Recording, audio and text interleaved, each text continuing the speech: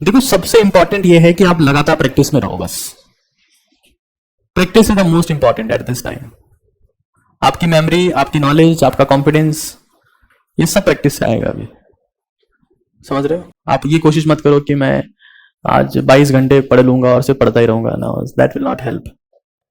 Instead of that go for the 18 hours practice, कि आप आज 5 फुल सिलेबस पेपर कर लोगे या 4 फुल सिलेबस पेपर कर लोगे। That is much more helpful than studying for 18 hours.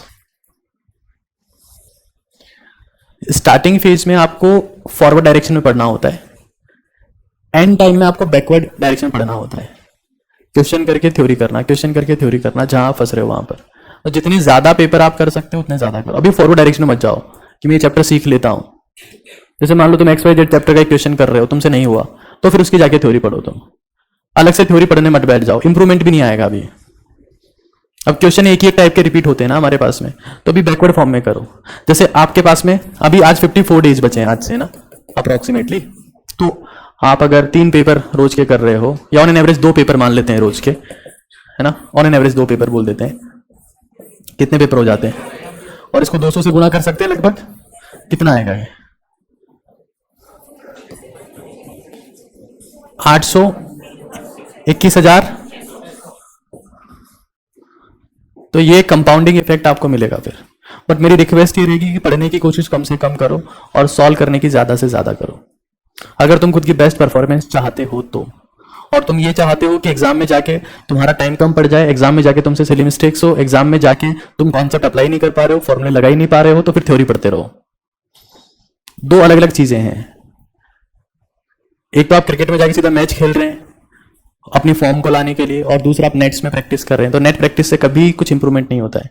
Exam temperament एक अलग चीज होती है। और जब फुल सिलेबस पेपर सॉल्व कर रहे हो आप लोग, तो इस बात का ध्यान रखो कि आप लोग स्टॉप वॉच के साथ में कर रहे हो, टाइमर लगा के कर रहे हो। वो टाइमर आप सब्जेक्ट स्पेसिफिक भी लगा सकते हो कि मैं अभी इस पेपर की केमिस्ट्री कर रहा हूँ, या मैं फिजिक्स कर रहा हूँ, या मैं बायोलॉजी कर रहा हूँ। तो मैं बायोलॉजी कर रहा हूँ तो मैं 1 घंटे में करूंगा, मैं फिजिक्स कर रहा हूँ तो मैं 1.25 घंटे में करूंगा, केमिस्ट्री कर रहा हूँ तो 1 घंटे में करूंगा। ऐसा टाइमर लगा के करो।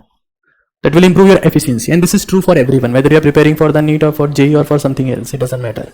But you have to study in the reverse direction now, not in the forward one. Backward में आके पढ़ना पड़ेगा। क्वेश्चन करके आपको थ्योरी पढ़ना पड़ेगा। अब थ्योरी पढ़ के क्वेश्चन करोगे तो आप बहुत कम सीख पाओगे।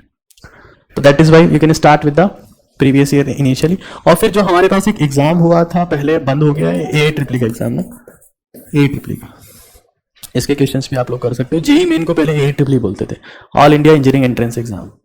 तो इसके क्वेश्चन भी आप लोग कर सकते हो। 2007, 8, 9, 10, 11, 12 में अच्छे क्वेश्चन हैं इसके, बिल्कुल NCERT बेस्ड सवाल इसमें पूछते थे। ठीक है ना? तो इसके आप प्रोसीड कर, प्लस केरला PMT के क्वेश्चंस भी आप कर सकते हो। नीट काका जी ऐप के ऊपर हमने डाल रखे हैं केरला PMT वाले क्वेश्चंस भी, बहुत बढ़िया क्वेश्चन, आपको मजा आ जाएंगे वो क्वेश्चन करके। तो 5 ऑप्शन होते हैं उसमें, वो भी NCERT बेस्ड हैं पूरे के पूरे। Those are good papers as well. इसको भी हम लोग प्रोसीड कर देंगे।